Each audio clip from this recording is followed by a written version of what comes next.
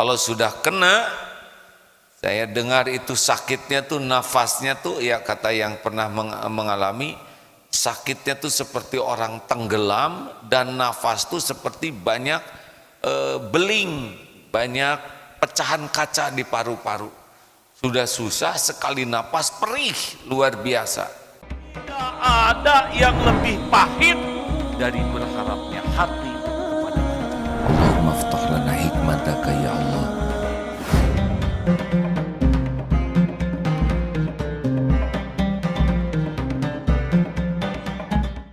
Allahumma sholli ala Muhammadin wa ala alihi wa ashabihi ajma'in. Hadirin sekalian, innalillah wa inna ilaihi raji'un. Berita terakhir penyebaran wabah ini di Indonesia,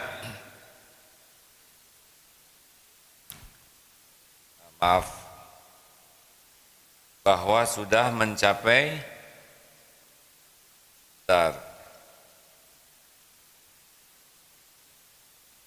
tanggal 2 Juli. Data terbaru adalah kenaikannya 1.624 yang positif corona. Ini naik drastis, sehingga jumlah yang sekarang positif itu 59.394. Ini banyak hadirin. Dan yang meninggal 2.987. Kemarin itu sehari yang tertulis itu 53 dan yang sembuh 26.000. Jadi kurang dari setengahnya sembuh. Dan artinya dalam situasi seperti ini sama sekali kita belum normal keadaan ini. Ini sangat mengkhawatirkan. AA baca dari WHO, organisasi PBB yang menangani kesehatan, bahwa wabah ini bukannya belum selesai, tetapi puncak wabahnya juga belum tercapai. Seperti naik gunung tuh puncaknya belum. Jadi peperangan yang dahsyat dengan ini tuh belum. Di beberapa negara, bahkan sekarang terutama di Amerika tuh sehari bisa 40.000, 45.000 yang terkena. Mengkhawatirkan itu karena rasa takut masyarakat terhadap COVID ini sudah semakin merendah. Kalau dulu virusnya sedikit, rasa takut yang besar. Sekarang wabah merebak di mana-mana, tapi rasa takut terhadap virus sangat sedikit. Apa buktinya? Buktinya sekarang kehidupan seperti normal saja.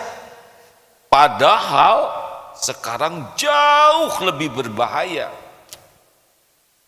Baru orang tahu bahayanya sakit COVID ini, kena COVID ini, na'udzubillah kalau kena.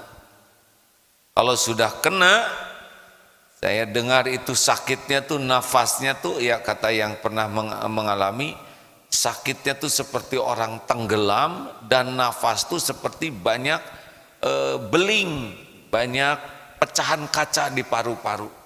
Sudah susah, sekali napas perih luar biasa. Dan itu perlu peralatan dan lama perawatannya dan sangat-sangat mahal. Ratusan juta, bisa jual rumah, bisa habis-habisan bangkrut, dan dikhawatirkan kesembuhannya pun tidak akan pulih seperti semula. Jadi pilihan kita adalah kita semua nih harus sangat-sangat menyadari bahwa situasi semakin berbahaya. Walaupun disebut new normal, terutama di daerah-daerah yang terus makin banyak, dan harus diingat bahwa 1.625 itu yang terlacak lewat tes. Kalau tesnya hanya 20.000, yang nyangkut segitu, itu sudah mengkhawatirkan. Kalau tesnya lebih banyak, berarti besar kemungkinan lebih banyak. Artinya, walaupun daerah hijau, daerah kuning, artinya sebetulnya masih jauh lebih banyak orang yang membawa virus atau terkena virus tetapi tidak terlacak. Dan siapa yang paling berbahaya? Yang paling berbahaya itu adalah OTG, orang tanpa gejala. Kalau yang sudah ada gejala, sudah berhasil diketahui, maka dia akan dikarantina, diisolasi. Itu jauh lebih aman. Punya virus, ketahuan, berarti dia berada di tempat yang terisolasi. Yang bahaya adalah yang membawa virus tidak ketahuan. Pulang ke rumah, nularkan ke istri, ke anak, ke orang tua, berjualan, nularkan ke pembeli. Kalau dia pembeli, nularkan ke penjual. Dengan teman ngobrol, bersepeda, olahraga bareng, makan bareng, terus saling menularkan. Dan situasi ini nyata. Ini bukan isapan jempol, hadirin. Dulu awal-awal Covid ini semua waspada, semua hati-hati. Nah, sekarang kita lihat, masker saja jarang yang mau pakai. Ini masker tembus virus nih. MATF namanya, masker tembus virus, ngarang hadirin. Yang bagus itu adalah yang N95, tapi kita pakai masker, maka minimal kita galakan 3M. Memakai masker tujuannya adalah tidak ada percikan yang keluar dari mulut kita. Kalau semua OTG atau kita pakai masker, percikan dari hidung, percikan dari mulut, itu tertahan, jatuh kemana-mana. Jatuh ke meja, jatuh ke sana, itu tertahan. Itu yang paling penting. Karena kalau virus dari luar, tidak tersaring. Kalau hanya mengandalkan masker biasa seperti ini, harus masker yang kualitasnya lebih tinggi. Tapi minimal kita, nauzubillah, tidak ada percikan yang menyebar kemana-mana. Tolong pastikan pakai masker, jangan cuma satu, bawa lebih dari satu, supaya kalau kita jumpa dengan orang yang tidak pakai masker, selain kita bantu ingatkan, bantu kasih maskernya. Karena tidak semua orang punya masker lebih, ada yang maskernya sudah lecek sekali, sampai dia sendiri setiap pakai masker mual, karena tabungannya sudah ngumpul. Saudara-saudaraku, jangan pernah lalai menggunakan masker, karena kita sekarang patut curiga kepada orang yang tidak pakai masker, jangan-jangan dia menularkan kepada kita atau kita menularkan kepada orang. Memakai masker, tetap istiqomah pakai masker. Yang kedua, menjaga jarak, M kedua. Sekarang jangan main-main, cari jarak aman saja. Jangan merasa so akrab sehingga saling menularkan. Biasanya kalau sudah ada pertemuan merasa akrab, masker dibuka, ngobrol biasa, percikan kemana-mana. Kalau sudah tertular baru nauzubillahi min dzalik. Tetap jaga jarak, jangan sok akrab, jangan sok sudah dekat.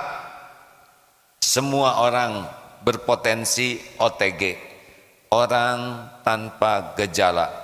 Jaga jarak maupun lari, bersepeda. Juga kalau bersepeda diusahakan paling depan.